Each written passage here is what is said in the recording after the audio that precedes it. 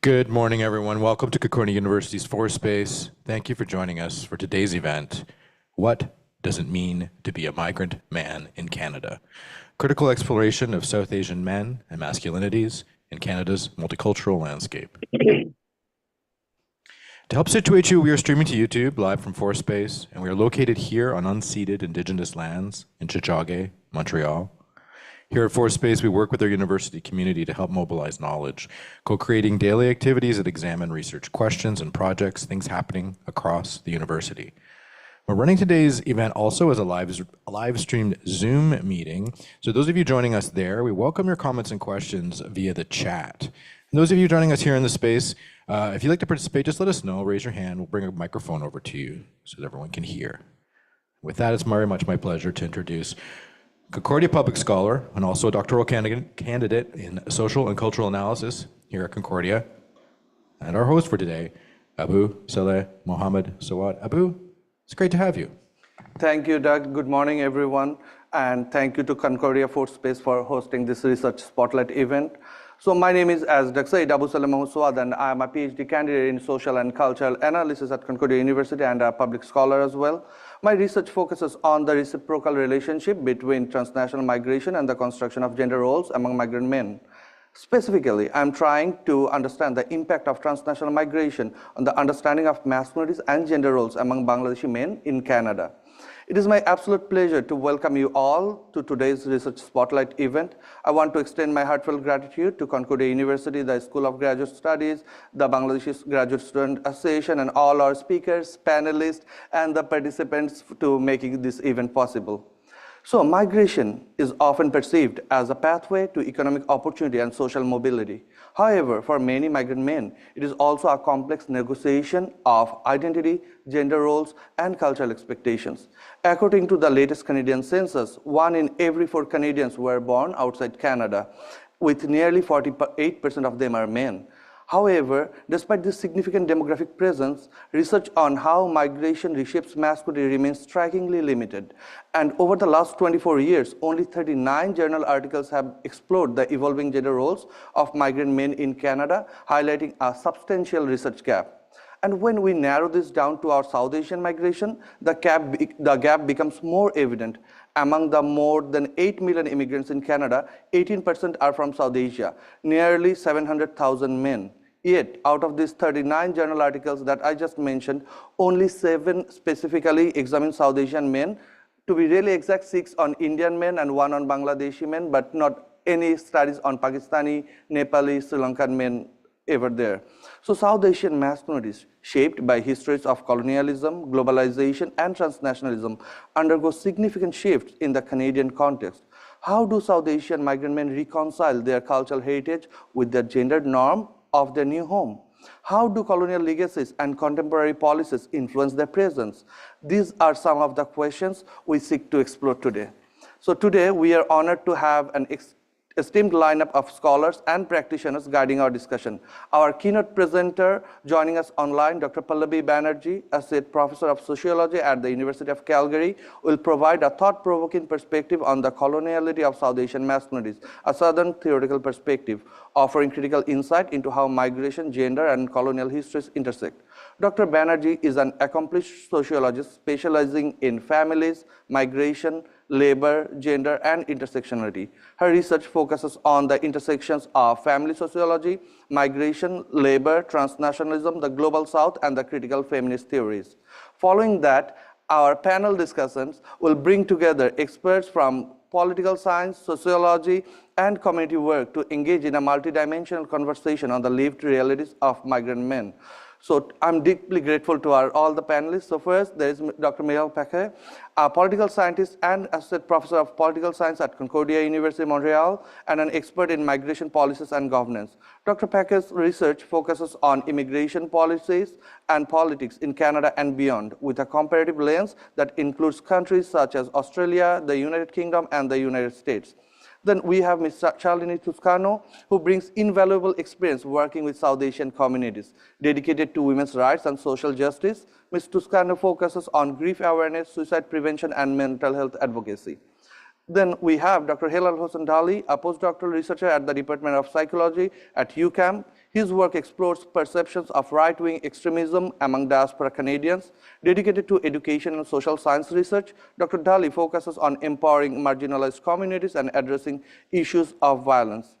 Also this afternoon, we will have a roundtable discussion with Bangladeshi students at Concordia, which will delve deeper into their personal experience of negotiating gender roles in diasporic spaces.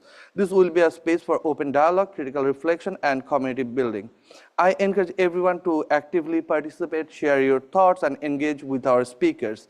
Let's take this opportunity to foster meaningful conversations, challenge existing narratives, and rethink how we understand masculinity in migration. So now I will request Dr. Banerjee to present her keynote speech. Thank you.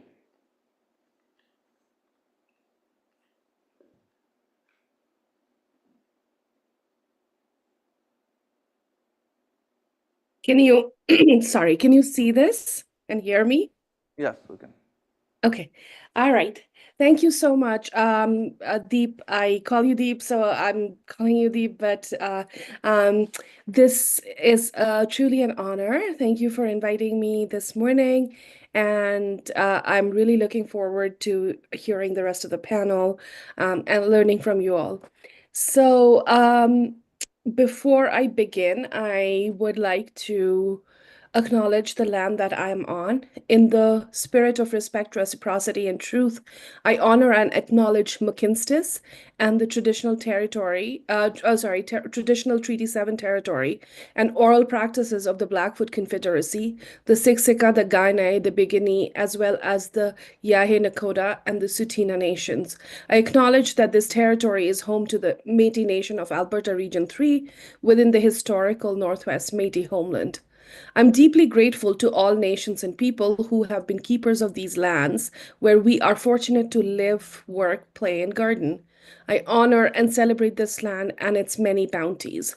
This secret gathering space provides us with an opportunity to commit to reflect on various colonial histories and learn to act towards reconciliation with the resurgence of Indigenous communities everywhere. So with that, I will begin my talk. So what I'm going to do today is sort of take us through, and I know this first slide, a lot of you probably already are aware of and know, because this I'm calling the canonical approaches to masculinities in the global north, in the ways that we understand masculinity in the global north. And I'm beginning with this so that we just orient ourselves to what I am sort of disorienting us to. So we in the West, Western intellectuals and scholars, particularly sociologists of gender and gender scholars, have been thinking and talking about masculinity since a very long time. We all know Simone de Beauvoir. So she came up, or she sort of explicated the concept of patriarchy in 1949, which was later taken on by Raymond Connell, the leading scholar of masculinities, in 1982. And what patriarchy did was not really explicate what masculinities or traits around masculinity, but to talk about, the genders that exist, particularly the binarized genders that exist, and thinking about how the masculine or the men are the dominant or the standard or the I, and women are in that relationship within the home and the society are the other. So both the Beauvoir and Connell really honed into the institution of the family to show how patriarchy, the rule of the father, really posits this binary and reasserts and reclaims this binary about the masculine, the man, the cis man being the us, the I and the self, and the woman, the feminine, being the other. And then we'll fast forward to about, well, not that much of a fast forward, but still from 1949.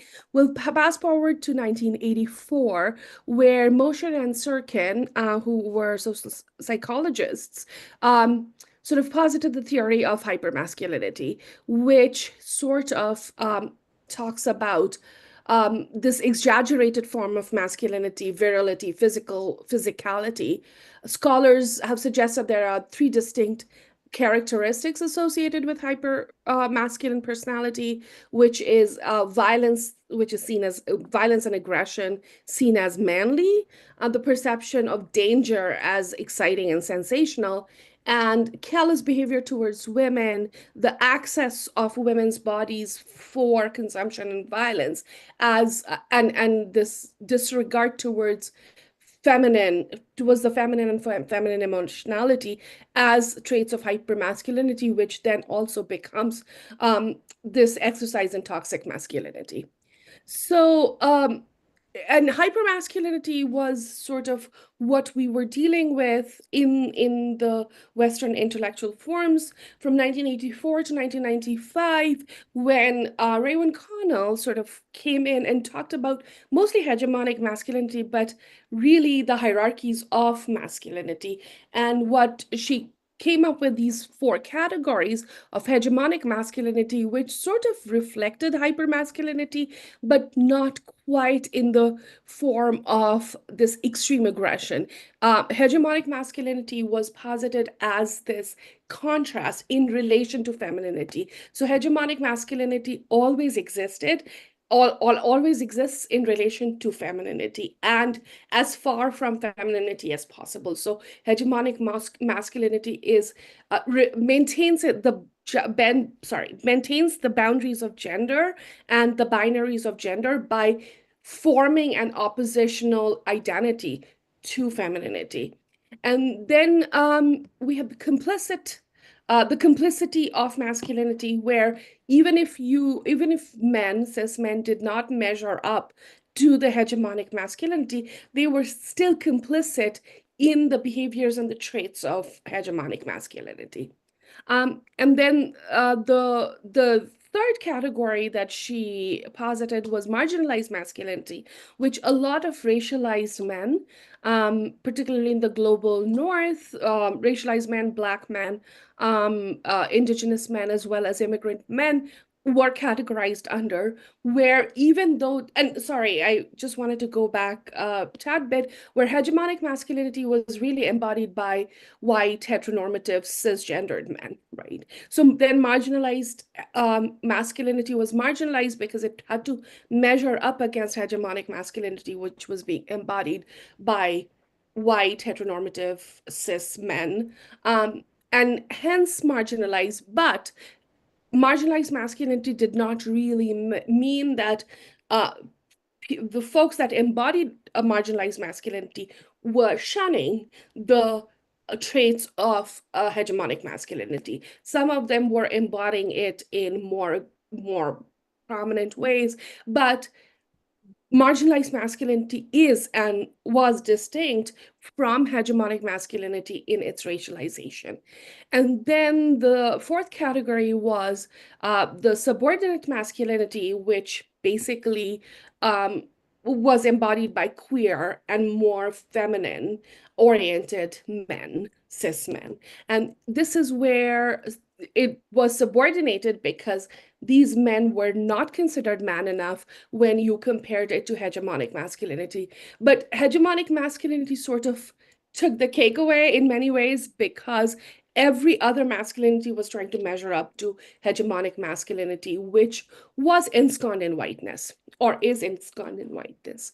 And then, so these are sort of the theories, the canonical approaches. So then we also have the tough guys masculinity, which was posited by Jonathan Katz, which sort of took masculinity in popular culture as it is portrayed in popular culture and measure them against these like four categories of masculinity, but mostly hegemonic masculinity. And then sometimes from the mid to the late 90s, this concept of the metrosexual or the new man came into, it was by journalist. Oh my gosh, no, I'm forgetting his name. If any of you remember the name, his American, probably. He came up with the idea of metrosexual, the metrosexual man who was really in terms of hegemonic masculinity, men are not supposed to care about how they look. The more rugged, the better. However, the metrosexual man was the man who was taking care of himself, who was grooming, who was obsessed with how they looked. And in that, they embodied a bit of the feminine while maintaining the rest of the markers of hegemonic masculinity.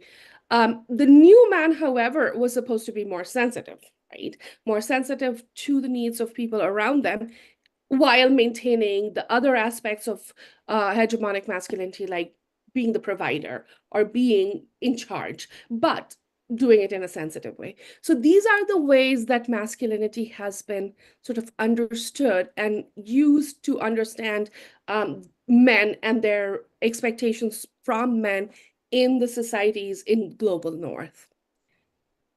So I want to disorient this a little bit. Sorry, I'll take a sip of water. I'm not actually doing very well, and I'm still like I have a congestion, so I might have to take a little break. Sorry about that.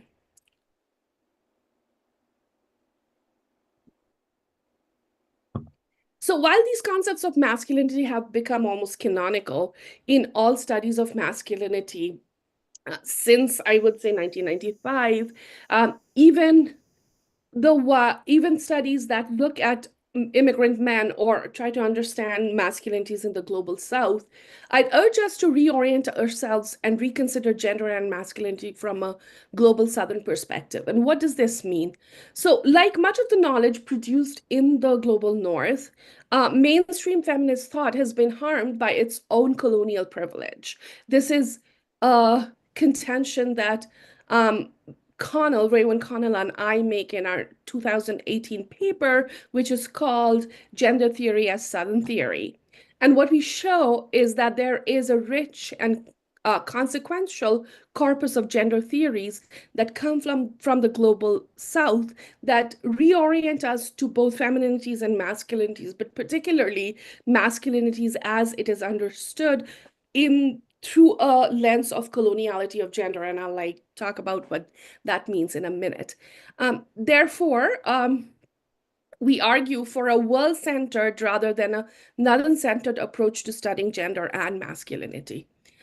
So what we question in this is the presence of northern perspectives within the lives and the works of southern scholars, which the African gender scholar Ahondoji calls extroversion.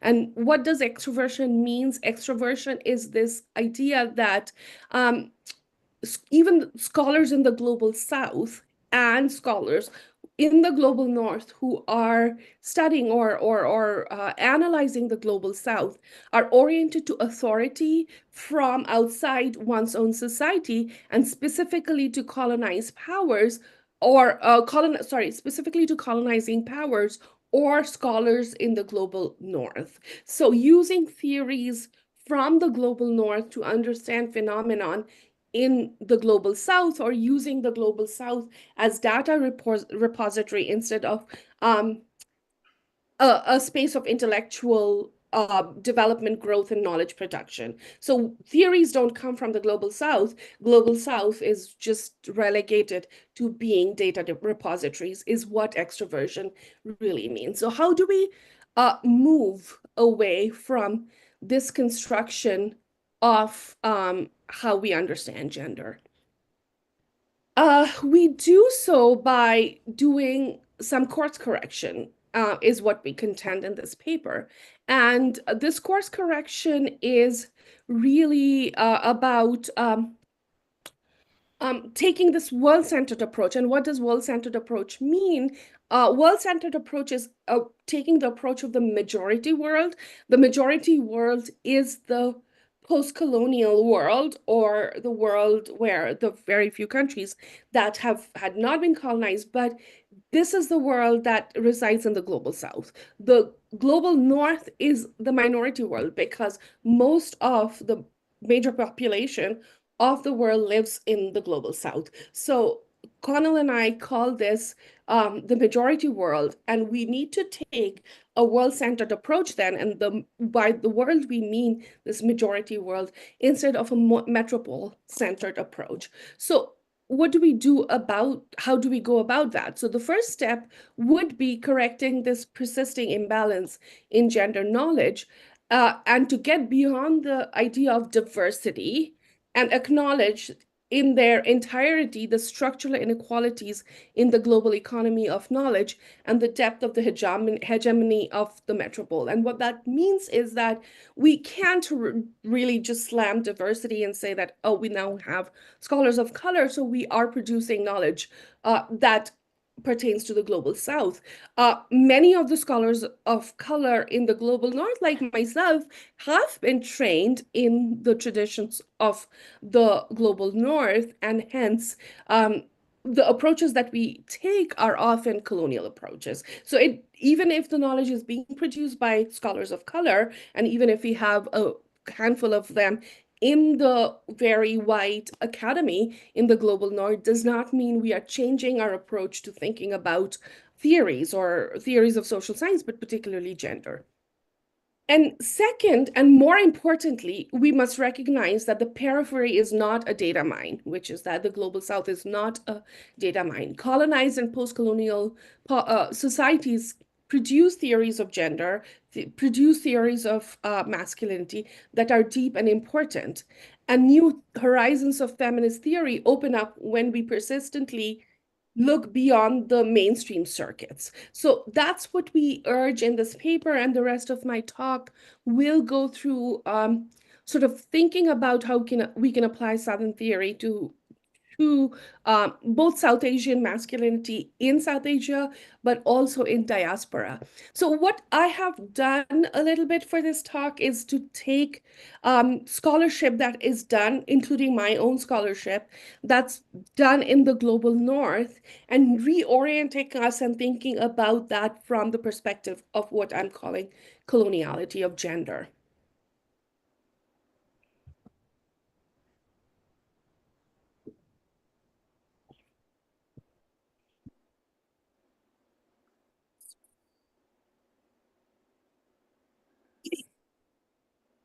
So, how does South Asian masculinity measure through a global Southern perspective?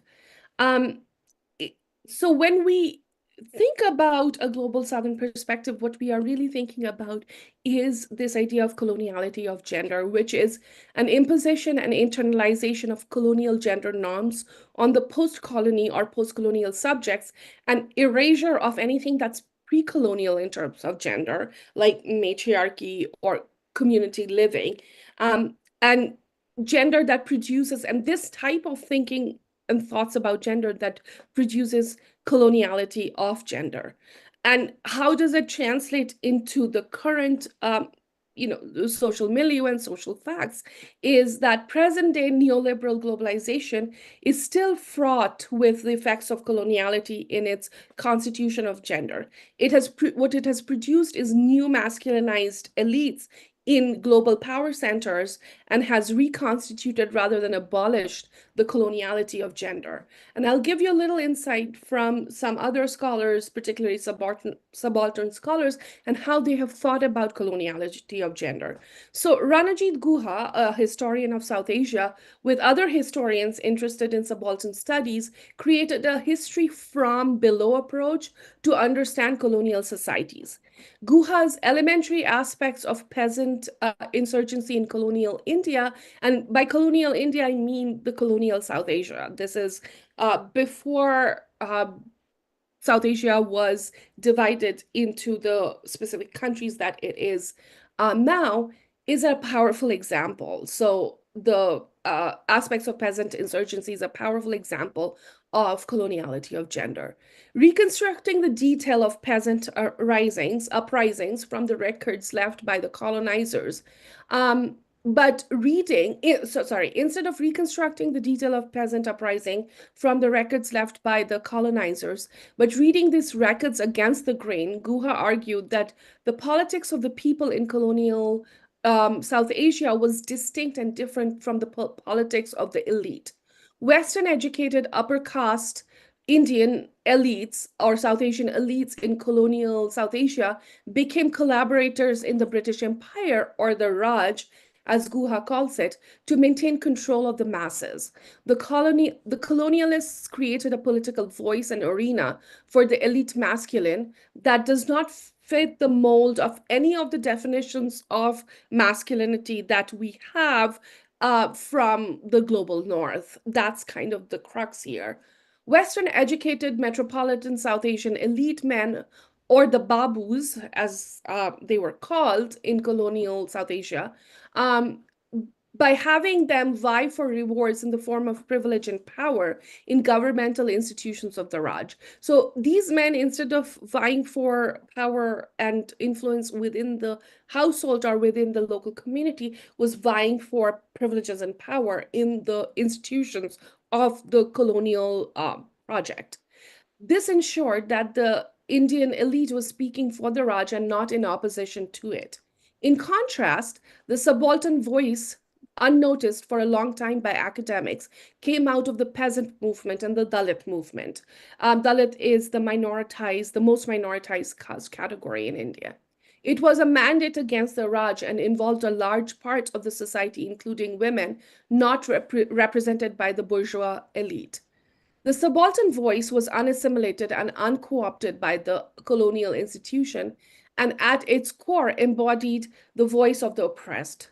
The term subaltern itself came from writings of Antonio Gramsci and can refer to the subordination based on class, caste, gender, language, and culture. As Deepesh Chakrabarty, one of the members of the original subaltern studies group, argues, posing such questions in colonial India forced a departure from global North conventions for writing history, even radical history, and the subaltern studies approach has continued to evolve. Therefore, cultural, social, political, and historical aspects shape South Asian masculinity, which is diverse and interdependent. In the area, colonialism, nationalism, um, caste, and class have influenced South Asian men's identity, both in South Asia and in the global North as migrants. The construction of these identities is influenced by various factors, such as local circumstances, societal norms, and power relations. Um, Chandrani Chakraborty claims that South Asian religious turmoils and civil battles have shaped current views of masculinity. Modern South Asian masculinity discourses have illuminated many social issues, including upper caste men and Dalit men's challenges. According to Gayatri Gopinathan Sundar, colonialism has given rise to increasingly aggressive upper caste masculinities among conservative Hindus. Colonial rulers and upper castes exercise social control over Dalits, shaping Dalit masculinities. The socio-economic position of Dalit men and the traditional ideas of masculinity shape contemporary views around masculinity in South Asia. Identities are shifting as Dalit masculinity gains traction in the political and the academic sphere. A growing number of Dalit men are speaking out against caste systems and caste oppression. Masculinity among Dalit men frequently goes against societal patriarchal standards. For Dalit men, injustice of Dalit men and women and the Dalit community, injustice and caste violence deepen this paradox. In contemporary South Asia, dominant castes define masculinity narratives through struggles with Dalit men, in some cases Muslim men, for acceptance and dignity. So there are, and thus, a range of resources available for rethinking societies in post-colonial or decolonial perspectives. But it is another step to understand gender in these terms. And often this step is not taken by scholars, both in the global South and the global North. We have seen how subject matter of gender research changes when we take a Southern perspective, highlighting issues of land, colonization, violence, and hunger. So I'll give you a little snippet of how applying this perspective around Southern theory and coloniality of gender can reorient us to thinking about diasporic masculinities.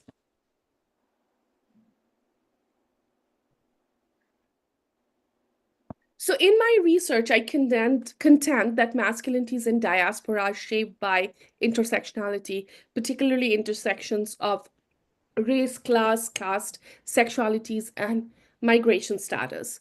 My research on the North American visa regime and its imprints on the gendered and racialized lives of highly skilled Indian families who migrate particularly to the US for work is documented in my book, The Opportunity Trap.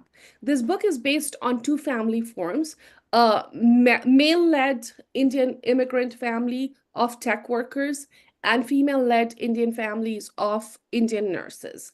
The highly skilled workers migrate for employment on skilled workers' visas that are temporary, and their spouses migrate on what is popularly known as the dependent visa. The dependent visa disallows spouses of skilled workers to engage in legal employment in the context of the United States. In Canada, often, even when people have open work permits, they are not able to work because they are often underemployed. But in the United States, it's legally impossible to work, and this can continue for anywhere between 20 to 70 years. So spouses of skilled workers who are coming on temporary visas often have to stay unemployed, unable to work or join the workforce for durations of throughout their lives. What this creates is an interesting sort of disjuncture in terms of how gender operates in these families. So we have men who are coming as dependent spouses of the nurses, who then have to contend with their masculinity and the loss of household status in those households. And then we have women who are very highly qualified who are not able to work, and reinforcing this 1950s kind of Fordist family form that was the mainstay of American family form in these households. So one of the outcomes of this policy is that highly qualified women who are spouses of tech workers, most of whom were working before migration, are forced to adapt to the performance of being housewives. And their husbands, who were tech workers, were forced to fit into the model minority provider mode. And in the households of the nurses were taking breadwinner status, but they were often performing compensatory femininity to keep the veneer of the patriarchal household intact. So here I give you an example from a tech worker who is contending with this idea that they are a model minority in the context of North America. What that means is that they are model immigrants who are invested in keeping a stable family form, being the provider, being this new man in the context of the family, but also being this ideal worker, this ideal masculine worker, embodying that in the workplace, who does not have any family responsibilities and has unlimited work time. So this person who I interviewed, Sambit, says, I feel like a glorified indentured servant. I have so little power to change my situation. It is as if now they own the entire family. By they, it means the US government and the company that he works for. I'm grateful that I could have my wife and my kid here, but nothing is free in this free market, you know? Everything comes for a cost. If I am fired today, no matter how great a citizen I am, I have to leave with my family. So I have to play the part. I am the cool techie, the provider in my family, a great son to his parents, a great worker and model immigrant in the US. I know the expectation is that I man up and play the part, does not mean I don't feel the humiliation and indignity. So here what we see is this juxtaposition that Sambit is throwing at us, where he is playing the part of the model minority worker, which in itself embodies a certain kind of masculinity that is expected of him in the global north, but he feels torn, and this idea of indentured servitude, which comes with coloniality of gender, is sort of ingrained in him. He is talking as if he's a sociologist, thinking of his work as indentured servitude, which is actually tech work, it's privilege work, and yet he carries this post-colonial idea because he's Indian. He comes from a society that's shaped by coloniality of gender. And as a scholar, it was important for me to hone in on this idea, which was just one sentence in his very long interview, that he feels like a glorified indentured servant. Had I not focused on that, I would have analyzed this idea of model minoritization in the global north from theories that exist in the global north. Instead, I really honed in on this idea of indentured servitude that took me to thinking about how coloniality of gender works in these diasporic families and how it reshapes masculinity.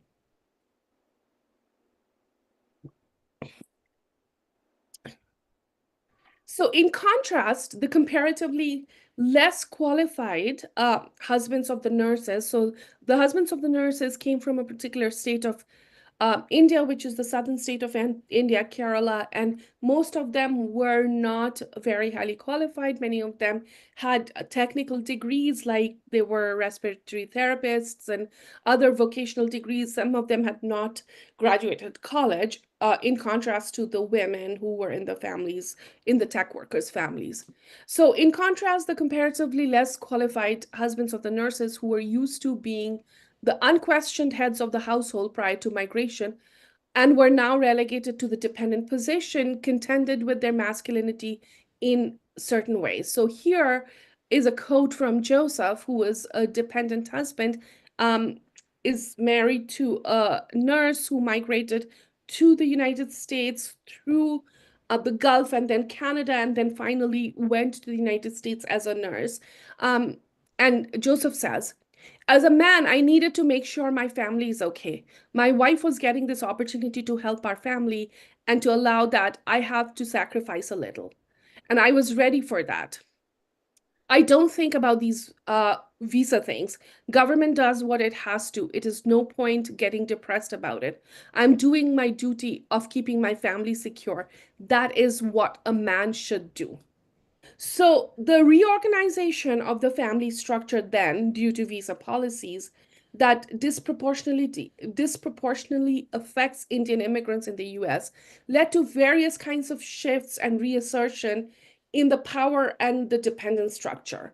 So in this context, what I show is how visa regimes act as colonial forms and reconfigure identities and the notion of the self of the visa holders, impose constraints on relationships, and redefine gender dynamics within the families. So here what we see is when the women are the breadwinners and the men are contending with this new position that they have, where they have lost their household status, how they use rhetoric to reclaim their head of the household status or reclaim their position within the family. And here, Joseph, and this is just one example, and I have several examples of this happening, where Joseph says that he allowed his wife to migrate. He was the person who made sacrifices, which is going on dependent status. His wife's position as the breadwinner is his gift to keep his family secure. And that is what a man should do. So he's reclaiming this masculinity upon migration, right? So he is reconfiguring how masculinity is done in diaspora.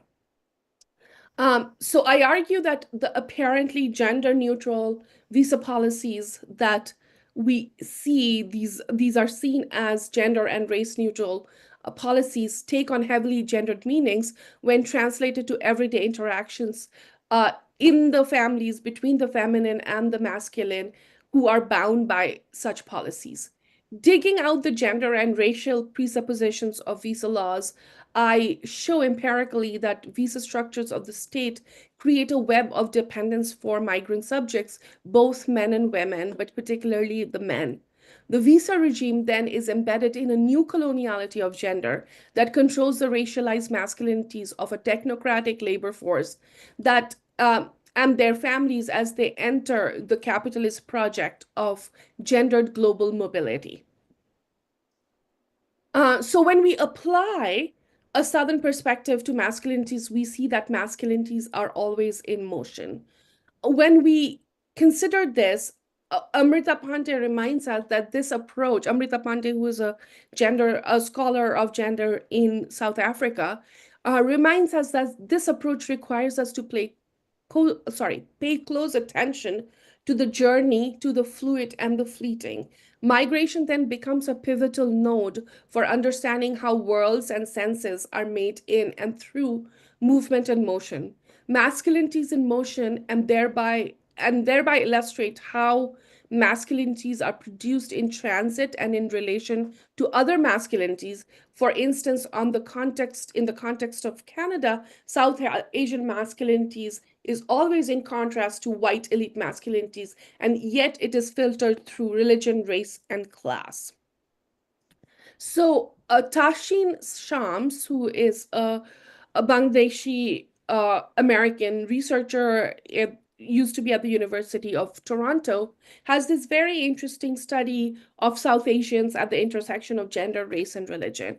And while her inquiry is not about masculinity, masculinity comes up several times as she is contending with this phenomenon where South Asians exist at the intersections of gender, race, and religion. So this is a quote from one of our studies that I took, and to think about how we could think about this from a Southern perspective or Southern gender theoretical lens. So Salman, who is a Bangladeshi middle-aged man and engineer, when talking about what it is to be in North America in the post 9/11 era, says, there is no scope for us to succeed in fields other than hard sciences. It's easier because these fields are dominated by foreign students, so we have an advantage. I try to explain this to my kids that we are Bangladeshis. The author emphasizes this. Amader keu nibe na. Nobody will accept us. The Americans will never take us as one of their own. We'll never be a part of this country. We are Bangladeshis. In real life, amader ke ora lathi mere ber kore debe, which means they'll kick us out of the country. So here what Salman is doing is he is thinking about how to orient his new identity as an immigrant man who has not been able to transfer his engineering degree from Bangladesh and works in a grocery store. How does he contend with this newly acquired form of masculinity that he has to live in the post 9/11 era in the US, but also largely in North America? And so he is aware of the racialized and the colonial politics of settler colonialism, and he knows that he'll never integrate, because of who he is and how he's read in the racialized form, his engineering degree, his being head of the household does not really translate to the hegemonic masculinity. It's not even complicit masculinity or marginalized masculinity in some ways. It is a peripheral masculinity that has always been relegated to South Asian men by the colonialists in South Asia, but also in the global North. So then when we apply the coloniality of gender lens, we see that this masculinity really is a specific form of masculinity that we need to contend with. So this thought is not very well formed because I was really trying to look at various research that is done in the global North that kind of hones in on masculinity but does not really tease it apart, and how we as scholars can sit together and think about changing the orientation, the theoretical orientation, to thinking about data that is produced in the global north from the perspective of the global south. So I'll end here. So what does our perspective, how does our perspective change when we apply a global southern perspective to masculinity? What we come up with is we see different explications for masculinity emerging both in the South Asian context and in the diaspora. So in the South Asian context, what we see is this subaltern form of masculinity, an elite form of masculinity coexisting.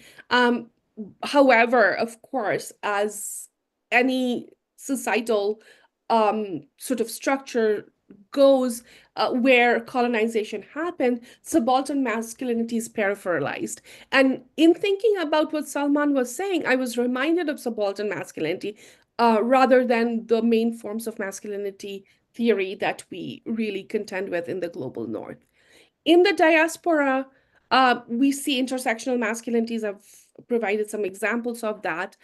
We also see model minoritized masculinities where men in diaspora who are considered part of the privileged or the elite group often have to fit this racialized mold of model minority that sets them as the provider, as the perfect ideal worker, and yet they have to contend with the loss of status and the loss of dignity when they are in the global north. And then there is masculinities in motion, which basically is this contention that masculinities are always shifting and they are relational in contrast to where people are moving from and where they are going. And then again, the movements are continuous and the movements continue. So this is where I will leave us, and then I'll see where our questions take us. Thank you. Thank you so much, Dr. Banerjee, for this really thought-provoking talk on the coloniality of South Asian masculinities. So before we go to our discussion questions, I would request our panelists, so what are your views about what we just heard, and then we can go to the questions. Yeah. Thank you so much for such an interesting talk. I'm not sure. Sorry. Thank you so much for such an interesting talk, and I'm not sure what camera I should look at in order to look at the speaker. I can. Yeah, that's perfect. I see you. All right, sounds good. Yeah, conversing. Yeah, I really enjoy your book. Actually, I read it prior, and I'm a political scientist, so I'm also not a specialist of masculinity, and I would say I'm a specialist of Northern, and global North consideration about these issues. But interestingly enough, in the work that we've been doing at my institute, there's a couple of things that really reflect the quotes that were discussed. So one of them is always the kind of tension we see between people who are in countries like Canada and in the US selected on the basis of skills, but then brought into an environment in which the things that was seen as the most important characteristic about themselves, so and are often intersecting with masculinity in a lot of contexts, so that can be education, work experience, and even income, become highly devaluated when they arrive in the country. And when migration is often a process of economic opportunity, but also social mobility for people who are looking to maybe reproduce a certain form of masculinity or reestate a certain dominant position. This, what I would call this process of institutional violence, is really well documented in political sciences and things like that. I'll add as well that a lot of our work more recently has looked at public opinion about immigration, but especially about imagined migrants. So how is the majority in immigrant receiving country thinking about newcomers. So who do they imagine in their head when we survey them, and what kind of characteristics do they assume? And you won't be surprised to know that in general, the public think of migrants as men and think of migrants as racialized men. And with that comes a lot of stereotypes that we know are true, but it's always nice to have the data to like be able to say they're actually, it's not just our impressions. So an overemphasis on kind of the religious nature of newcomers men, and thinking about them as well in terms of religion is over-determining their decision making. But what's been really interesting is that we've also done a lot of survey in which we ask people to think about, what source countries are immigrants coming from in Canada and in other countries. And a little bit like Abu Saleh was saying, but also in relation to the model minority myth, South Asian countries are actually really underrepresented in the answer. So while we know that the countries are really important source countries for Canada of international migrants, when people think about newcomers coming into the country, into Canada, those countries of origins are really kind of unrepresented in the imaginary of respondent. And I think that's also interesting because it reflects also the blind spot in research. So I'd like to continue on this, but I'll leave my colleague the chance to respond. But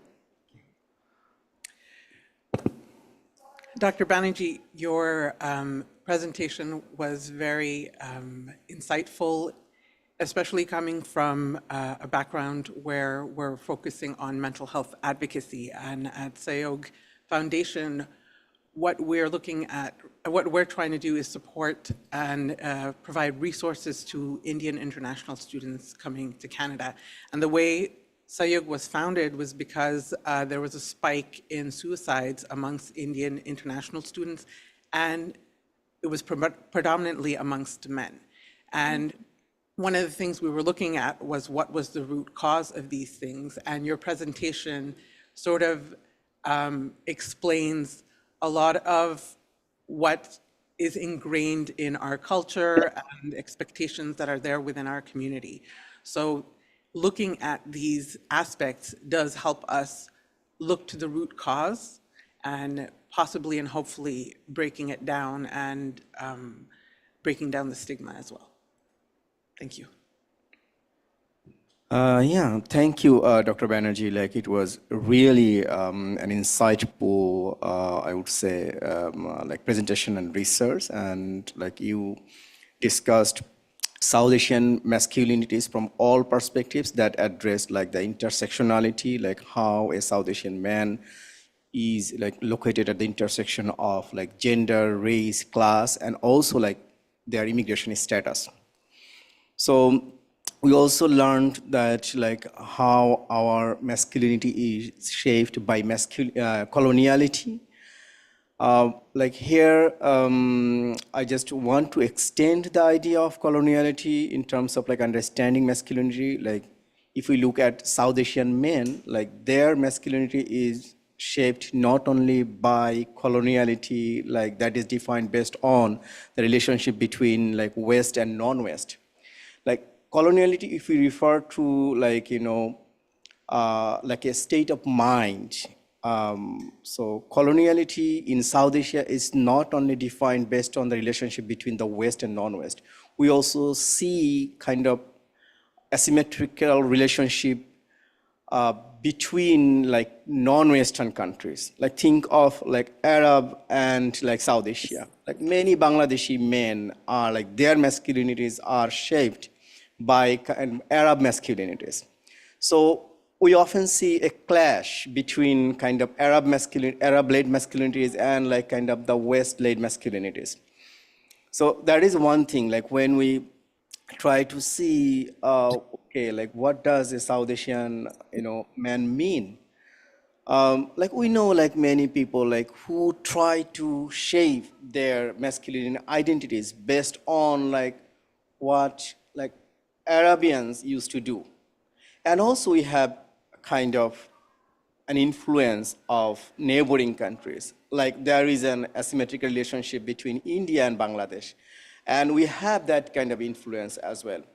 So like South Asian men, like they are kind of, like in particular, if I look at Bangladeshi men here, like their masculine forms are not only shaped by like Western men or like only like the European men. Their masculinities are also shaped by like Arabians, Indians, and also in many cases like other Asians, like North, well, or Central Asians. So that is one point like I wanted to add. And another just a funny example I want to give, like to understand like diaspora South Asian men.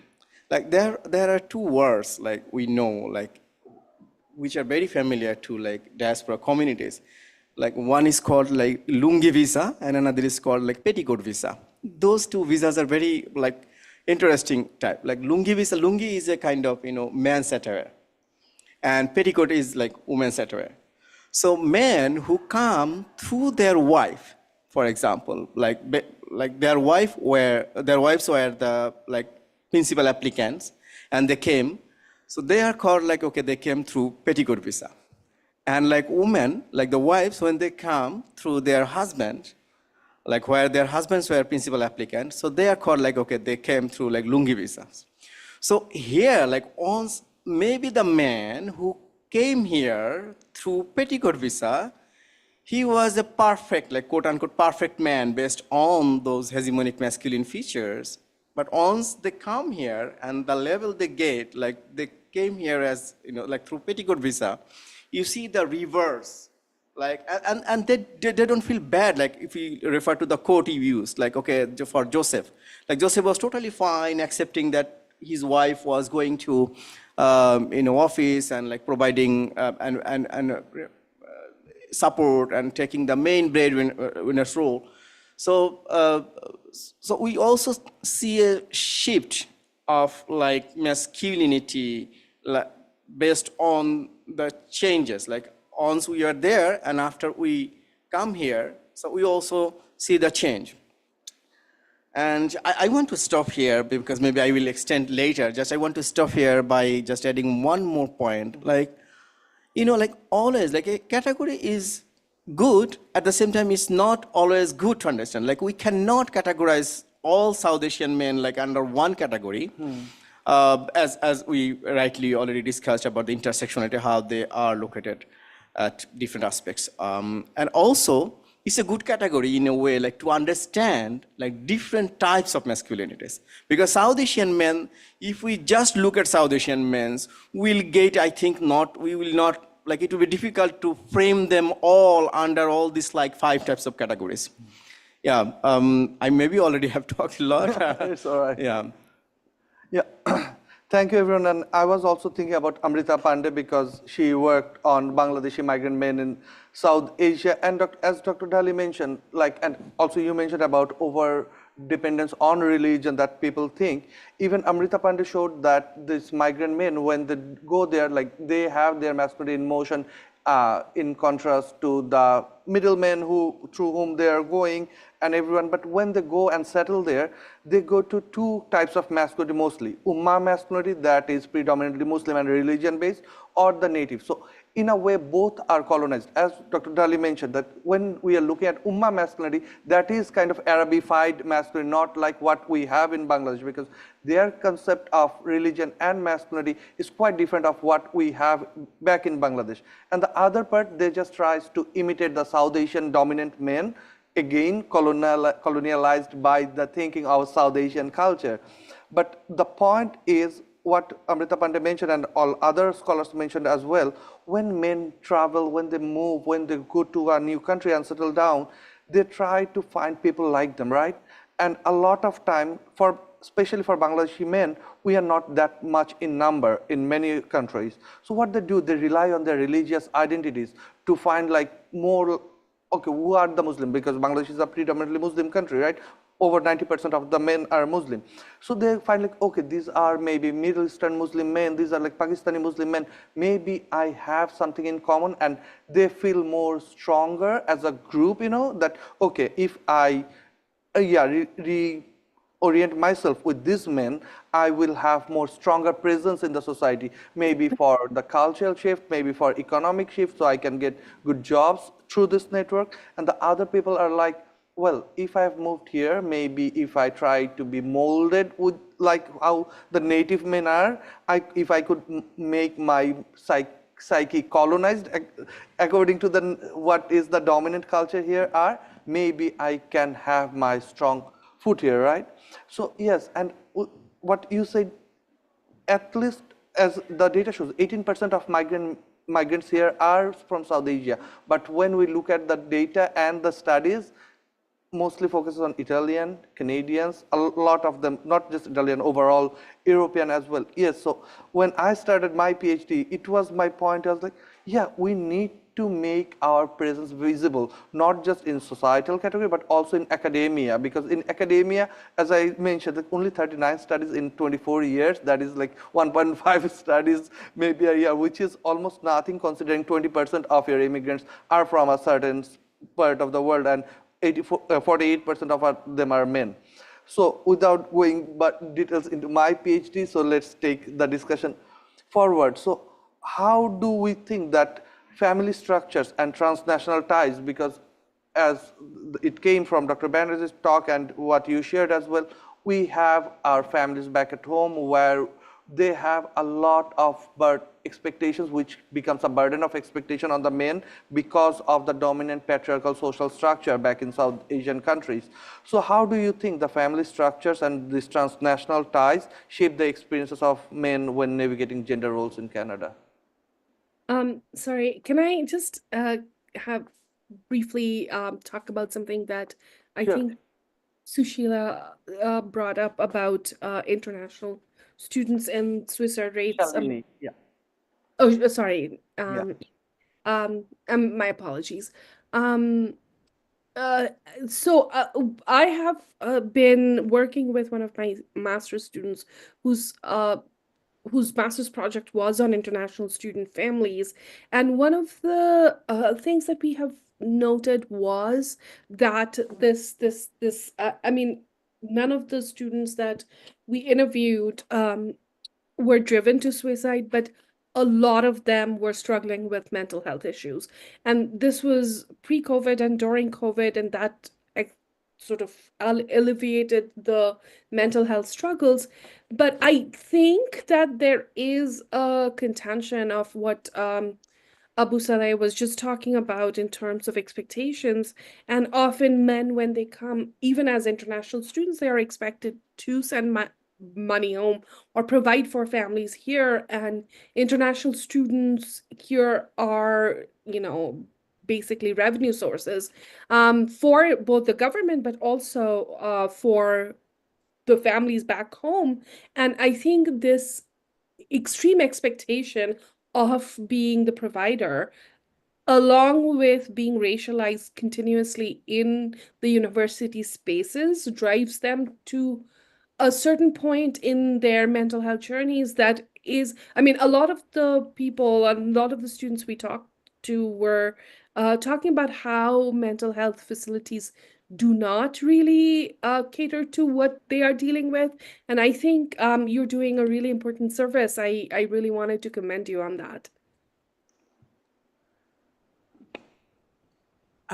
So how I got involved with Sayog was I had received a call from a professor from HSC, Professor Rajesh Tyagi, and I used to volunteer with him at the Indo-Canadian Chamber of Commerce. And in 2020, I received a call from him because the new ambassador at that time, who stepped in right when the pandemic started, I think it was about September I received the call, so 6 to 8 months had passed.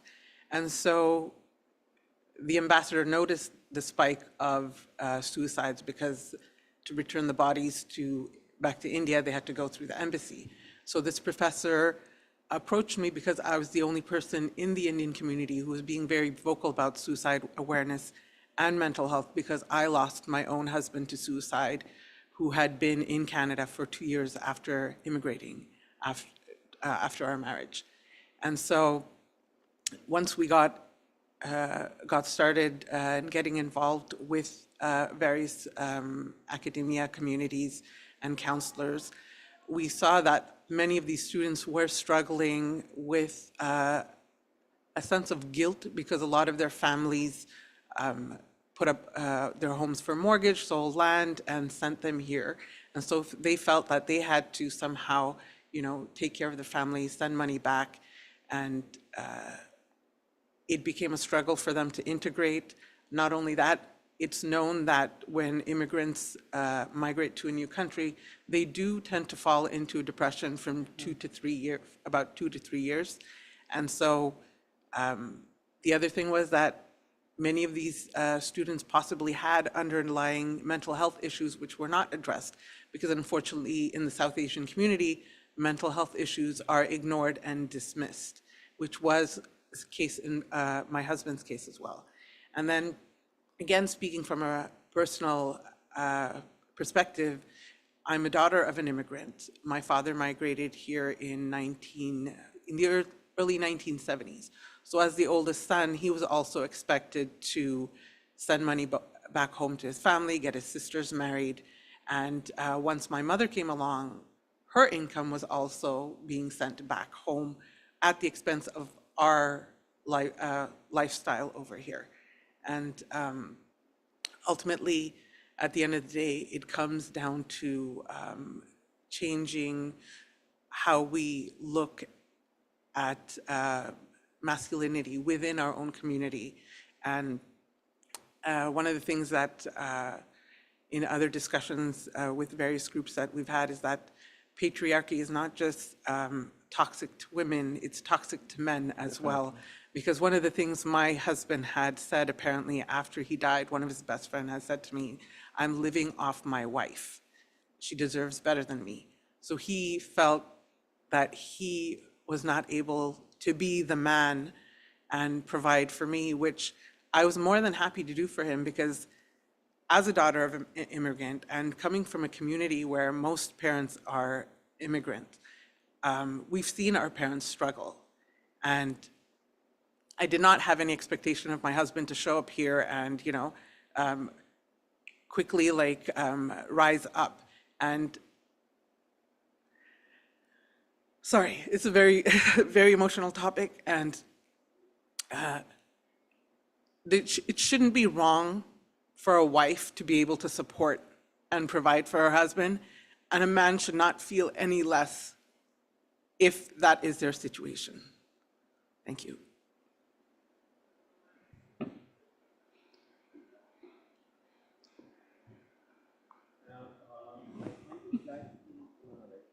In addition to the economic aspect, I would like to focus on the cultural aspect as well. Like often, South Asian men, parents, like fathers, they also kind of feel, an obligation to transmit the culture they are from, and that is a big struggle for them, because they feel accountable not only to themselves, but also to their culture, to the society back home.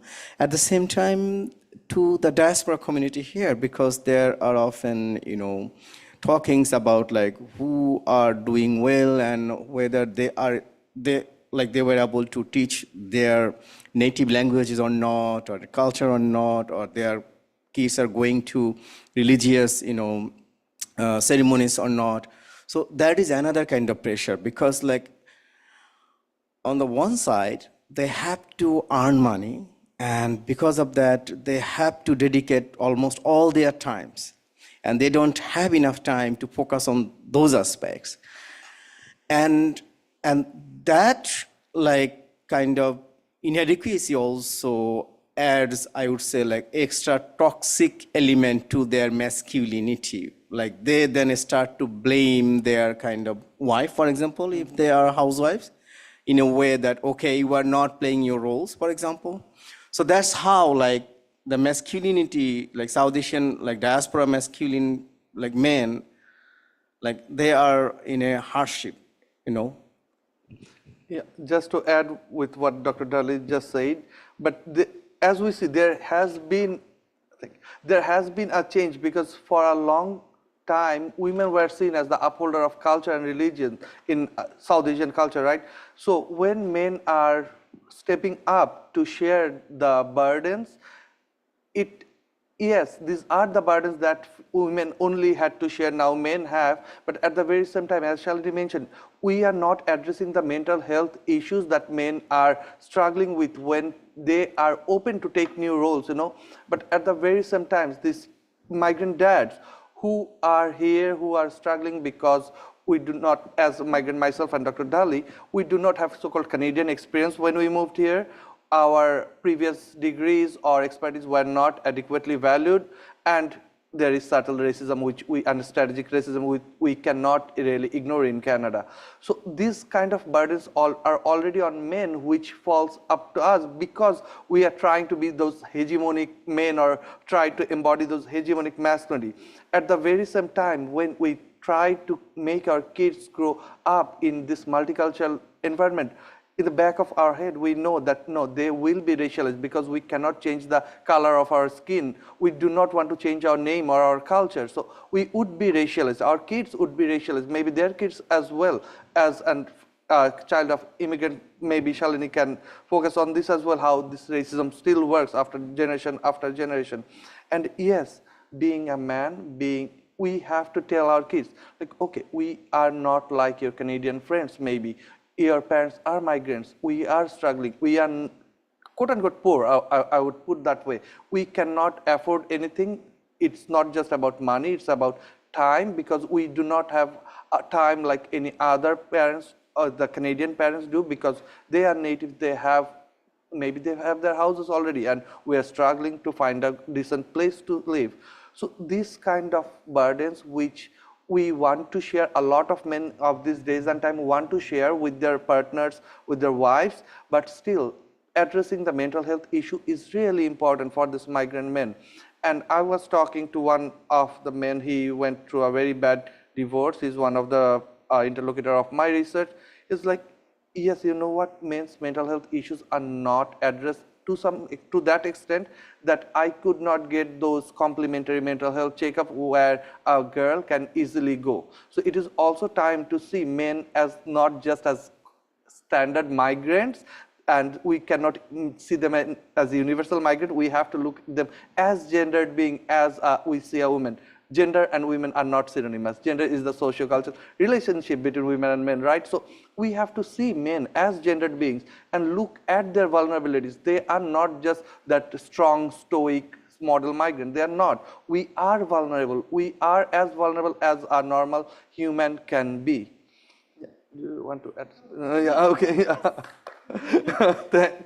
Thank you. Yeah, and as I started the point that this family structure, this South Asian patriarchal sociocultural family structure, it puts a lot of burden. And as Shalini was mentioning, that I know students who are here on scholarships maybe, and they still have to send money back. And also I met a student at Concordia actually last week. He was like, we invested 2 million in Bangladeshi currency, so let's say 25,000 in Canadian dollars. And he was like, it's like a gamble. If you invest more, there is a chance of getting a lot of return. But at the very same time, with the changes in migration policies these days, it was like, yeah, now when I plan to come here, it was like, I am going to settle that. Now it's much more like a gamble. Like, yes, I invested a lot. Let's see if I can get return 10 times return, or I will have to just go back home empty-handed. Yeah.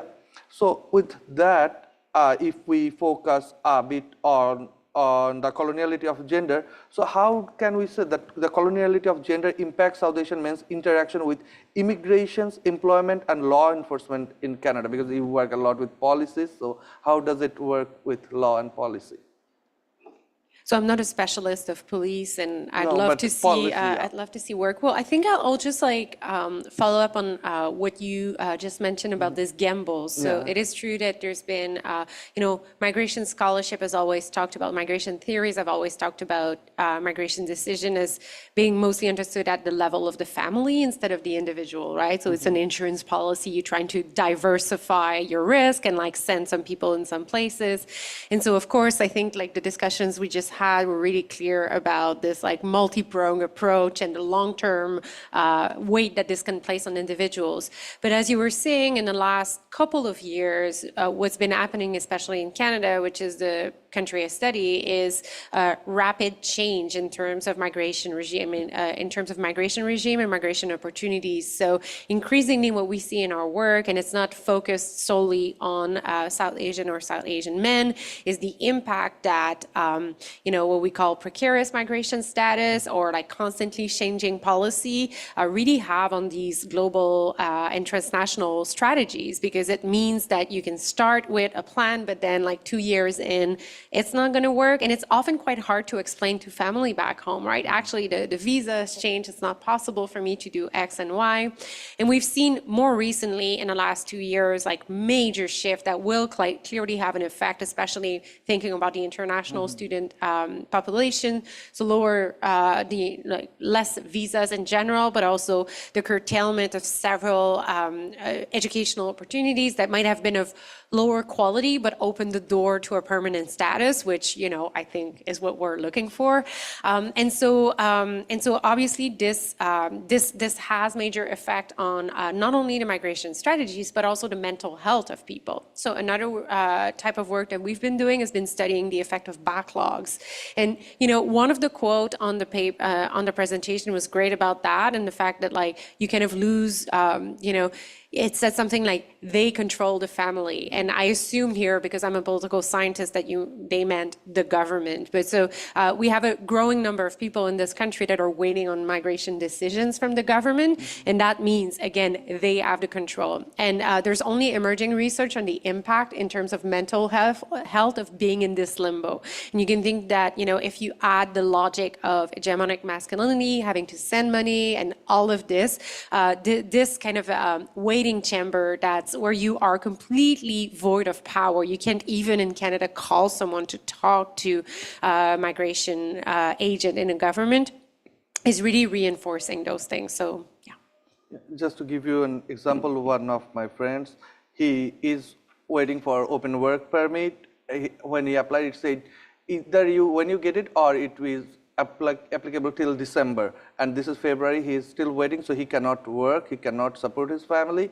So these are the backlogs, how impact people's mind, because when maybe he calls back at home, he cannot make the family members understand how these things work. Like, you are in Canada, you should be earning in dollars now, so you should be rich.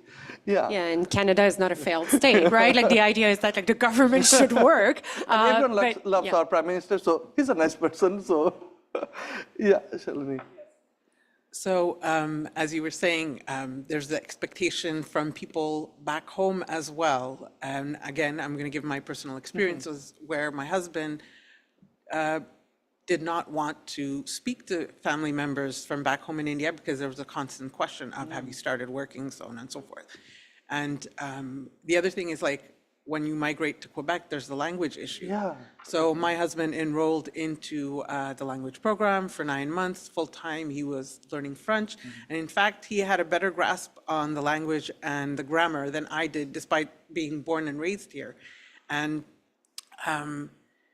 eventually, I managed to find a coach who coached immigrants to integrate into the Quebec workforce. And one of the things she said to me was that her most difficult clients were her male clients. Oh. And the thing was that they came here with the expectation that they would be able to at least make a lateral move, whereas when they came here, they had to start from the bottom. And that was something that impacted my husband as well, and impacted his self-confidence and sense of self as well. If I can just add to that, so we've been doing quite a lot of research on skills migration. And one of the things that's interesting is that this expectation is not born out of nothing. And I think it's easy to sometimes say, well, the men should have a better, or the woman, but they should have a better understanding of the process they're engaged in. But we also have to acknowledge that our governments themselves are really complicit in generating those expectations. So migration is also sold by governments like Canada, Australia, the United States as, an opportunity for, mobility, for social mobility and economic growth. And so there's also something there that just reinforces that, because it means that the individual feels like it's their own individual failure, as opposed to, systemic reality of the system. I mean, especially when they come to the point-based system, so you get to come here because you have expertise on something, you have education on something, and so you naturally expect, okay, so when I will go there, the Canadian government will use my knowledge and expertise for their benefit, and you come here, there is the language barrier in Quebec, and even otherwise, you're like, no, I'm not getting a job. Like, I interviewed people who had PhDs from Russia, from Bangladesh, who came here, they had to start from zero.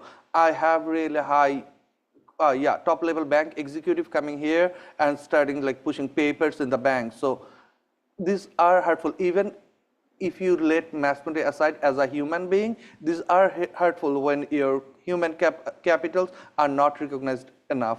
And about the changes in visas, Dr. Dhali can share some of the experience because he has been here for like 7 years now, 8 years, and how much you have changed this visa things, changing the policies, and when you first moved here to now. Yeah, like fortunately it was not difficult for me, but the difficult part was like to renew kind of in every 2-3 years. But I know like many people, like even like because of the changes and frequent changes, they were not sure like what to do then, like to get postgraduate work permit even, like these days they require language test, which was not before. So now like they were preparing themselves for something else, but now they see something totally new. And also, like, I want to refer to the migration, route. Like, like we have examples of individuals like who have come here like through different channels, and they had to like spend like, I would say like millions of like their local currencies, right? Because they had to rely on some agencies, and they charged like huge amount. So they do not have only like kind of American dreams here. They have also like their cultural expectations. At the same time, the loans like they, took for coming here. So that, in fact, like they put them in a jeopardized situation, like where they have to go through like mental issues, and and I know like I know some incidents of international students like who committed suicide like because of not only the academic pressure, although like academic pressure was highlighted, but we knew that there were something else like that were like kind of a pressures, like economic pressure, and also like pressure from the back home and here. Yeah. Yes, that's true. Yeah. Also, when Dr. Yeah, I just also wanted to quickly actually talk about this idea of hurt. I mean, I think Deep, you brought up that on a human level, it's hurtful.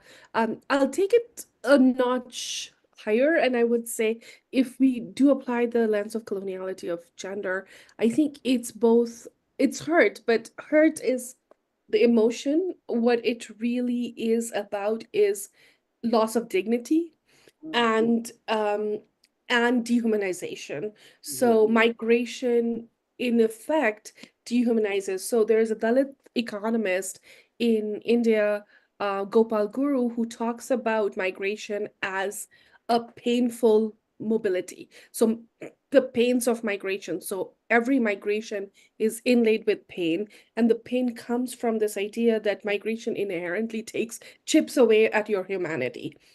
Because of the various structures that surround the migration process. You are answerable to various institutions to be able to migrate, starting from the visa process to getting to another country, to you're constantly put to test to sort of live up to your value, right? Your value as a human is always put at test, and that chips away at indignity.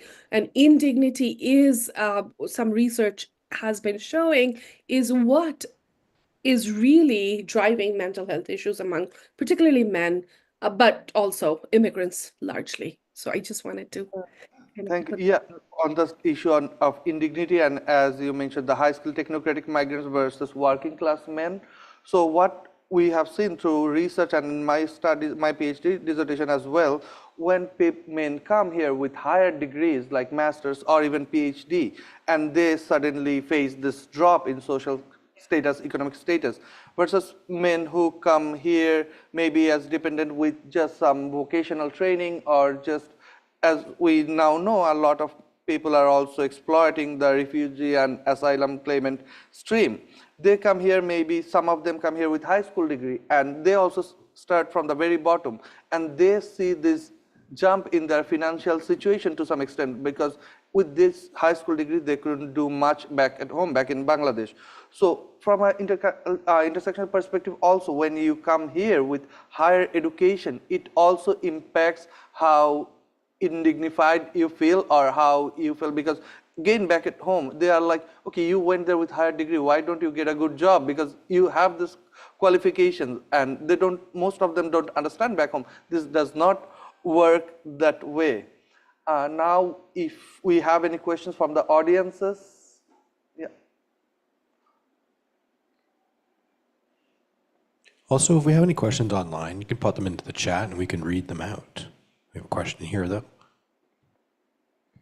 Thank you, Douglas. Hi all, thanks for the lovely discussion. Being an South Asian immigrant myself, I could relate myself so much to this, so thank you all. And I can ask a lot of things, I assume. So for the interest of time, if you allow, I can share some of my own experiences which I have seen. So firstly, in South Asian culture, or maybe around the world, there is a saying that men cannot cry. So we cannot show tears in our eyes. That's only for women, because if we cry, we are considered weak. So this just shows the silent suffering men have to go through. And I will talk about two people. One is one of my friends. He was my school friends back in Bangladesh, and recently his wife came to his PhD at McGill. So we are mostly talking about patriarchal pattern, like what we mostly see men migrate, women or their spouses come as their accompanying people. But nowadays things are changing. I have seen several people at Concordia as well, as Sowad knows, that maybe we have our friends, our female friends doing a master's or a PhD, and they have their spouses accompanying them. And it's really an interesting dynamics. Like the friend who came to me last night, his wife is doing a PhD, and for now, he's not doing any work. And he was really feeling isolated and alone, being in a new place. And last night, we chatted up to 1:30 at night right here in ANWS, you know. And he said, this has been my best day in Montreal so far. So, I mean, I was really touched, because I've ever seen any of my male friends expressing like this, that yes, today I came to your campus, I chatted with you guys, I could see some Bangladeshi or whatever people, and I could talk in Bangla. So, because his wife is busy with the studies, but he was really feeling alone. So that was something remarkable. The other thing is, it's not only about life journey. Even after death, there can be issues. So one of my uncles, so my aunt and uncle, they lived in Ottawa for last 20 years. And recently my uncle passed away because of heart disease. So his wish was that he should be buried back in Bangladesh, near to his ancestral home.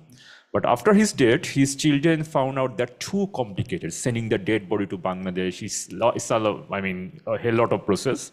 So they buried him here.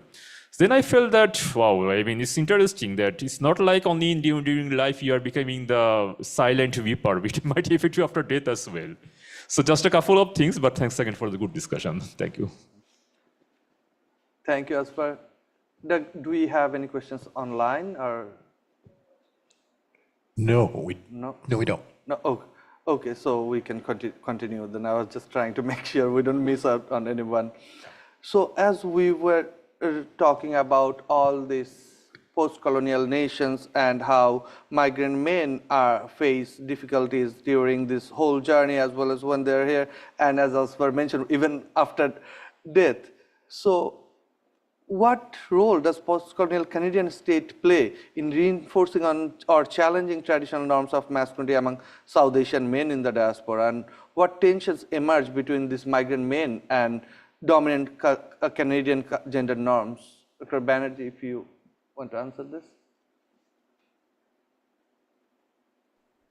Sure. I think I mean, one, I would contend that the Canadian state or the Canadian society and the state is not post-colonial. It's settler colonial, which means it is a continuation of coloniality. So coloniality has not really ended here. And what that means is that where I had began, that all forms of masculinity or all societal norms sort of congregate to being whiteness as the standard, right? So it is, and this is ideology. This is not somebody's holding a placard and saying that, you know, this is what you have to match up to. Ideology which exists in the ether is where, you know, everyone who's coming, and if they are racialized, particularly men, have to measure up and live up to that form of masculinity. And then, of course, there are examples, right? Like the feminist movement has happened here. In that context, we do see a spectrum of genders and a spectrum of masculinity and spectrum of gender expressions, particularly in the Canadian context. Canada, which ratified same-sex marriage and marriage equality in 1995, and was it 95 or 2005? I can't remember, but pretty early on, it was one of the first countries to do that. There are more rights for transgender folks in Canada than, you know, like it, I would say, at least in North America, Canada leads that. So what that has done is, in terms of policy, we do see more recognition of various kinds of expressions of gender, not only masculinity, but also femininity, transmasculinity, or transfemininity, right? So, and when we have a heterogeneous repertoire of masculinity, that I think that's a good model to have for folks who are coming in. And what they have is this model of coloniality, which is this white, cisgendered, heteronormative role model, which every man has to measure up to. And we talked about expectations of gender and gender norms that come from from the South Asian context. When a man migrates, they're supposed to take care of their family, not only in the context of migration, but also in the home country, right? So they are supposed to be providers everywhere. And this expectation is also ensconced in coloniality, right? This is the Victorian colonial masculinity that we are talking about. I'm not sure, as I had said, what sorts of gender norms existed in the pre-colonial times, right? We often erase that. We have examples of women leading societal charges and such, but so this sort of Victorian cisgendered white masculinity becomes the norm. But to your question, I think having models of various kinds of masculinity, which are both positive, and also the recognition by government and other institutions of those forms of gender expression, can be liberatory, I would say, for men whose masculinities or whose genders have been shaped by colonial processes for hundreds of years.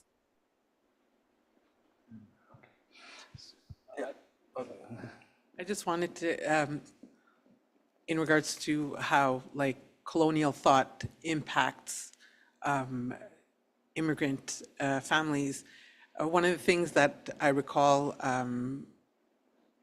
as a child, as a student, was that we had our immigrant parents, our immigrant educators would tell us that we had to be 10 times better than the white man to be able to even get our foot in the door. So that's the other thing, is like that colonial mindset of anyone, or white supremacist mindset, is that anyone who's not white is not of equivalent like ability or capability. And so that was something that was ingrained in us. And there was another friend had posted something on LinkedIn about his own experience as being a child of immigrant parents and growing up here, is that we always had to be on our best behavior, not to bring shame to our community or stereotypes that would be labeled the entire community from our behavior. So that's something that's an added pressure that's added on to anyone, especially who's a visible minority. Yeah, I just wanted to add an example of an immigrant man like South Asian who is a successful scientist here and whose biography is included in the curricula here. So he like he got divorced because of like the features of like fatherhood. So he wanted his son to like, you know, focus on study more, whereas like his French wife wanted to their son to enjoy his life. So the perspective that immigrant scientist had, like, okay, like as you shared, like his son should be one excellent, you know, an excellent one. Whereas the French wife was thinking like, okay, it's okay, like just, he needs to just enjoy his life. And later, like even like at this point, like when he's a successful man, still he has something in his mind that he couldn't like make his like son as he expected. So we still see the conflict, even he is successful, but in terms of like the fatherhood indicators that were set before, based on that indicator, he still feels he is not successful. A good enough father, Yeah. not a good enough father. Yeah, and as Shalini mentioned about being 10 times better, there is a study by University of British Columbia which shows that just because of your name, if you do not have a native name, you have 40% less chance than a Canadian so-called white Caucasian name to get called for your just a job interview. So they don't even look at your CV, just your name. It makes all the differences. And at the very same time, I've interviewed men who tried to merge into this Canadian system or the society. One of the guys, he mentioned like, yeah, I don't want to be called curry guy because yes, we do love curry, we cook curry, so we should not smell like spices when we go out. And look at Canada, they are good. They have allowed us to come here to build mosques, to pray, to have our culture. So we should try more to integrate and assimilate to their culture. So here it shows these men are so-called grateful just because Canada is letting them to play those role of the provider. So they're like, okay, I am open to sacrifice a part of my identity just because I can be the provider of the family. And another thing really came to me when you guys were sharing, especially Dr. Dhali and Shalini was sharing about, and Dr. Banerjee as well, about the migrant life and experiences. A lot of time we men, migrant men, have to face this moral policing, just not from family back home, also the diaspora society, how our so-called wives are dressing, because we cannot control their dresses, or how our kids are they speaking only in French and English, as Dr. Dhali was mentioning. Do they speak frequent Bangla or native language frequently, or how do they dress, who are their friends, which leads these men to a kind of moral self-governmentalization of themselves. If we look at Foucault's theory of governmentality, that we try to look, okay, we are not model migrants enough, maybe in eyes of the Canadian society, but not in eyes of our diasporic society here, not in eyes of our maybe families back home. So can we you share some experiences, Dr. Dhali, Shalini, or Dr. Banerjee, about this moral policing of the diasporic people as well as family back home?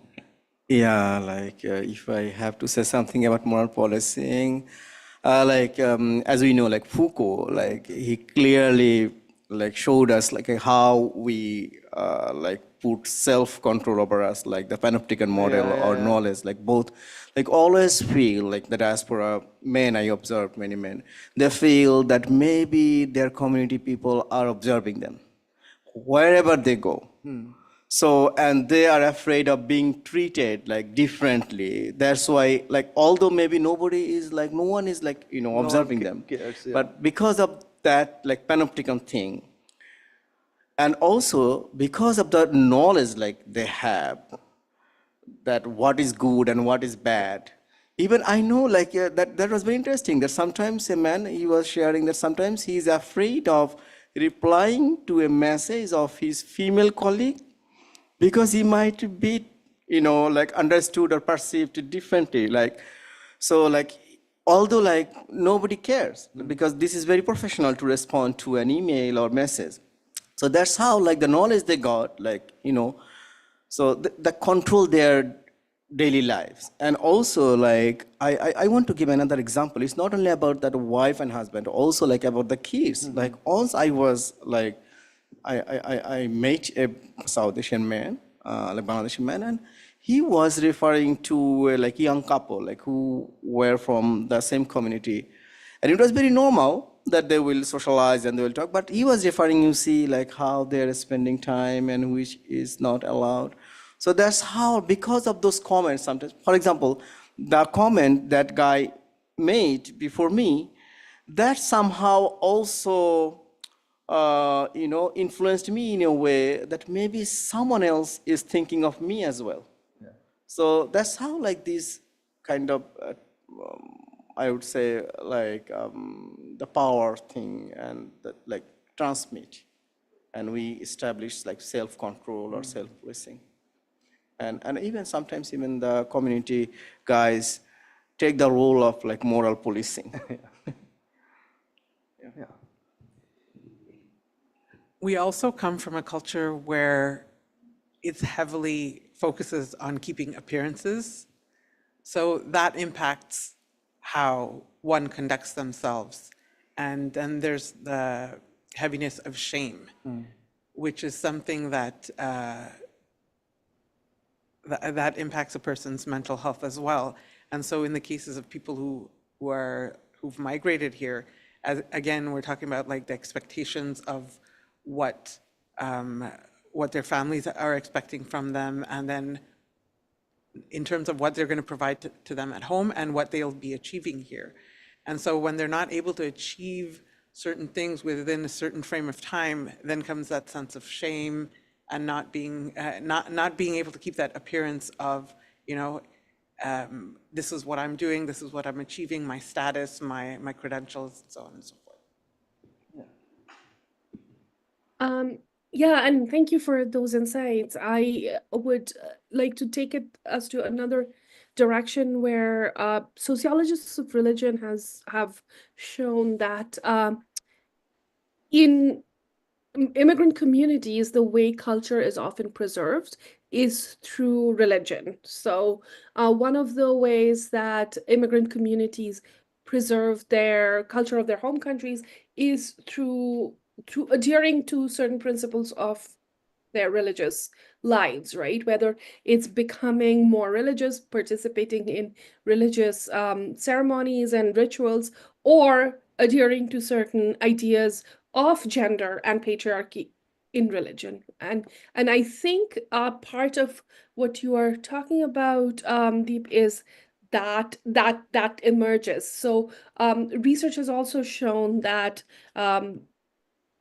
often communities in the diaspora are more religious or adhere to religious rituals and hold on to rituals from the time that they migrate, whereas people in their home countries may have moved past those norms and those cultural cues, particularly around gender. And I think one of the things that, apart from what Dr. Dhali and Shalini said, is happening is that this preservation of culture is often happens through policing of gender and policing of moral norms, where, as you were saying, that what are the women in my family wearing, and if you have to culturally fit, then you have to adhere to certain norms, and those norms are then mediated through religion. Or what is the role of the man in the family is also mediated through religion. So religion then comes to play this really important role in preservation of culture, and it's touted as culture. It's not touted as religion, right? It's not that we are not enforcing religious rules, but in order to keep our culture in a society where we are at a risk of losing our culture, losing our language, losing our rituals, this is often gender becomes the conduit for maintaining those norms. And that becomes often regressive, or that often becomes patriarchal and oppressive to co-ethnic communities. So my family is Roman Catholic, as is my husband's family, which is a predominant religion here in Quebec. And so in that regard, our family did attend church, and in our church, we probably had 3 Indian families. our family, which was a Maharashtrian family, another family that was Goan, and another family that was Bengali. So in terms of that, we didn't have a South Asian or Indian community within our church to gravitate towards. So what we did gravitate towards was like Indian and South Asian organizations and associations where we had the opportunity to gather with other members from our cultural background. And then at the same time, we did attend many religious events, and we would often, I would say my family probably attended services at the Hindu Mandir as often as we went to church, because my father sought to be amongst people who were like him, you know? And so as we were growing up, one of the main things that was always, like anything we would do, it was always like, what will people say? You know, and despite the fact that we grew up, I went to Catholic school and everything, despite the fact that we went and were surrounded by people who belonged to the dominant religion in Quebec, a lot of the way we were raised was mainly based on our cultural upbringing. And as Dr. Banerjee said, our parents raised us the way India was at the time they left. So it was like either in the 60s and 70s, and then there's a bit of a time gap, especially when we go back as well, because when you go back now, this is not the India that our parents told us about or raised us knowing. Yeah, it's so interesting because I've been visiting a friend whose in-laws, his father-in-law came here in early 1980s. And when I went to their home, it was kind of a picture we watched in TV that how 1980s Bangladesh was, which is nothing like we have the Bangladesh right now. We are almost at the end of our session, so I'll finish with the last question. I'll start with Dr. Paquet. How can research on South Asian masculinities in Canada can contribute to broader conversations about multiculturalism, identity, and belonging in the globalized world? Big question. I think the first thing is that research needs to happen. So I think that your own work is really showing the need to kind of give voice and document the experiences of these people. But I also think that currently, my main concern is that we end with the organization of migration studies in Canada that is very majority versus minority. The demographics of Canada are changing. So this idea that there's migrants and they're non-migrants kind of doesn't make sense anymore. So also kind of to take the word of my colleague at TMU, Anna Filidou, demigranticize this issue and just look at it for, part of the Canadian population that clearly is experiencing, different kind of stigma because amongst other things, immigration status, but also deserve as much attention for researcher from all disciplines. So how does this research on South Asian masculinities can contribute our broader understanding here? As I had mentioned to you earlier when I spoke to you, I was very happy to hear that you were organizing this discussion panel because we need to have more conversations. Because without sharing stories, we're not able to understand and learn about different perspectives other than what we are exposed to. And by having these conversations, it takes us outside of our bubbles and echo chambers and helps us break down barriers and walls and helps to break down stigma as well. Thank you, sir. Before going to Dr. Dhali, I just want to mention something. Yeah, you can take the microphone. So when I was looking for organizations that work with men or migrant men, I couldn't find anything in Quebec. So Dr. Dhali, me, and there was another colleague who left, Mohammad. We were trying to establish a LoopDoc, as you have seen the logo, as community support network for South Asian men. We are very in our early stage, but we are trying to establish something that can help, at least if we can give a safe space where they can share their experience on just trauma, anything happened to sad news, at least they can open up. It could help themselves in a way. Yeah. So I was just trying to mention you here. No. Just to talk about the contribution this research can make, I want to refer to John Wallett's course, like how individual's identity is formed, like through symbols, norms, institutional supports, right?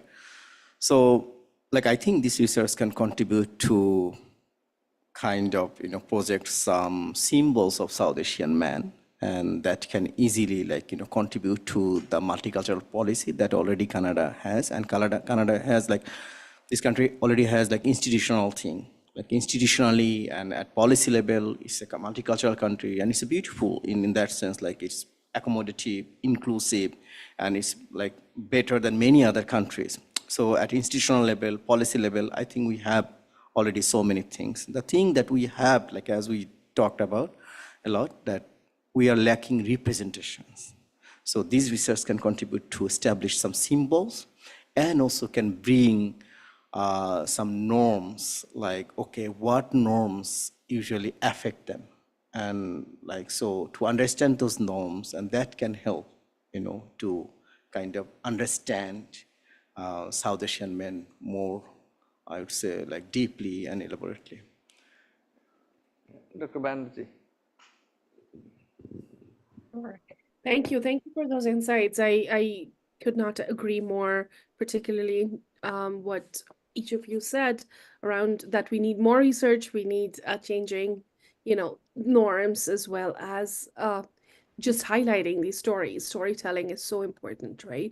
But I also want to emphasize that research on South Asian masculinities unsilence certain kinds of stories that often are hidden both within the co-ethnic communities, because masculinity is not something that's really discussed. It's just there, and it's just there to contend with. It's just there to carry on. The systemic harms that comes to men, but also to women and families and anybody on the gender spectrum, because of adherence to certain types of masculine ideologies and masculine norms, are often, we have heard a lot in this panel today on my research, what Shalini shared, what Dr. Dhali shared, what everyone else shared about the systemic harms, right? So I think we can't begin changing if we do not tackle the problem headlong, if we don't talk about the problem,